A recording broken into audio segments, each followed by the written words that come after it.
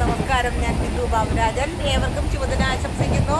നമ്മളിതേ ഗുരുവായൂർക്ക് പോകാൻ ഇറങ്ങിയതാണ് കേട്ടോ. നമ്മളിത് ഇത്രയും പേരുണ്ട് കേട്ടോ. പിന്നെ അത് ഈ അമ്മയും കൂടെ ഉണ്ട് കേട്ടോ. നമ്മൾ 4 പേരുണ്ട്. പിന്നെ അതേ എല്ലാം അപ്പോഴും നമ്മളെല്ലാവരും ഭയങ്കര എന്താണ് നല്ല ഹാപ്പി ആയിട്ട് ഗുരുവായൂരപ്പനെ കാണുന്നതിൻ്റെ ആ ഒരു ത്രില്ലിലാണ് എല്ലാവരും. ഇനി ചെന്ന് ഭഗവാനെ ഒന്ന് നന്നായിട്ട് കണ്ട് തൊഴുതാൽ മതി. എന്തായാലും നമ്മൾ 2 ദിവസം ഗുരുവായൂരുണ്ടാവും. എന്തായാലും ഭഗവാനെ നല്ലതായിട്ട് കണ്ട് തൊഴുതിട്ടെങ്കിൽ നമ്മൾ മടങ്ങുള്ളൂ. എന്തായാലും എല്ലാവർക്കും ഒരിക്കൽ കൂടി ശുഭദിനം ആശംസിക്കുന്നു. സർവകൃഷ്ണാർപ്പണമസ്തു. അപ്പോൾ നമ്മൾ എന്താ തൃശ്ശൂർ റെയിൽവേ സ്റ്റേഷനിൽ എത്തിയിട്ടുണ്ട് കേട്ടോ. ഇപ്പം എത്തി.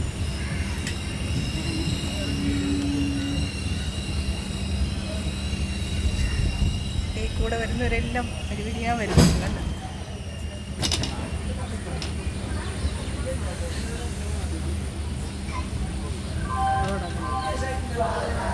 പോകാനുള്ള ട്രെയിനും അവിടെ കിടപ്പുണ്ട്.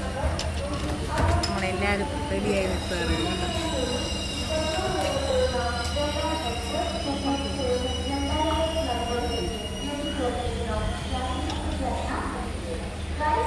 നമ്മൾ ഇറങ്ങി അങ്ങനെ ഓരോരുത്തർ ഇറങ്ങുന്നുണ്ട്.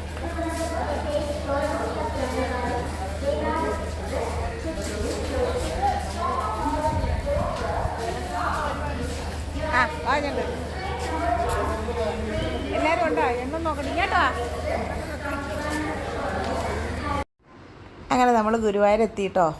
ഏകദേശം ഒരു 12 മണി കഴിഞ്ഞപ്പോഴത്തേനും എത്തിയിട്ടുണ്ടായിരുന്നു.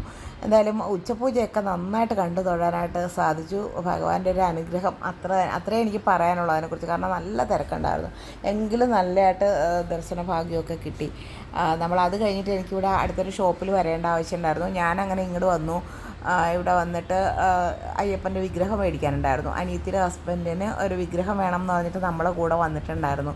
ആൾക്ക് ഈ ശബരിമല സീസൺ അല്ല, മണ്ഡലകാലം തുടങ്ങുമല്ലോ, അവിടെ കെട്ട് നിറയ്ക്കുന്നിടത്ത് വെക്കാനാണെന്ന് പറഞ്ഞു. അവിടെയൊക്കെ തിരക്കിയിട്ട് നമ്മളെ നാട്ടിൽ തിരക്കിയിട്ട് കിട്ടിയില്ല. അങ്ങനെയാണ് ഇങ്ങോട്ട് വന്നത് എൻ്റെ കൂടെ. എന്തായാലും ആൾ വന്ന് അതൊക്കെ മേടിച്ചിട്ട് മടങ്ങി. നമ്മളിവിടെ തങ്ങുന്നത് കൊണ്ടിട്ട് ആളങ്ങ് മടങ്ങിപ്പോയി. അപ്പോൾ തന്നെ അടുത്ത ട്രെയിനിന് പോയി. എന്തായാലും ഞാനവിടെ 2 ദിവസം കഴിഞ്ഞാലേ പോകുള്ളൂ. എന്തായാലും അത് കഴിഞ്ഞിട്ട് വീണ്ടും റൂമിൽ പോയി കുളിച്ച് ഫ്രഷായി. വൈകുന്നേരം എന്താ പറയുക 5:50 ദീപാരാധനയൊക്കെ. അതുകൊണ്ടിട്ട് അതൊക്കെ കണ്ടു തൊഴുതു. നന്നായിട്ട് തൊഴാനായിട്ട് സാധിച്ചു. പിന്നെ അത് കഴിഞ്ഞ് അടിപ്രദക്ഷിണം വെച്ചു. 3 പ്രാവശ്യം അടിപ്രദക്ഷിണമൊക്കെ വയ്ക്കാൻ സാധിച്ചു. അത് തന്നെ എന്താ പറയുക, അതൊക്കെ ഭയങ്കര ഒരു ഭാഗ്യമല്ലേ നമുക്ക്.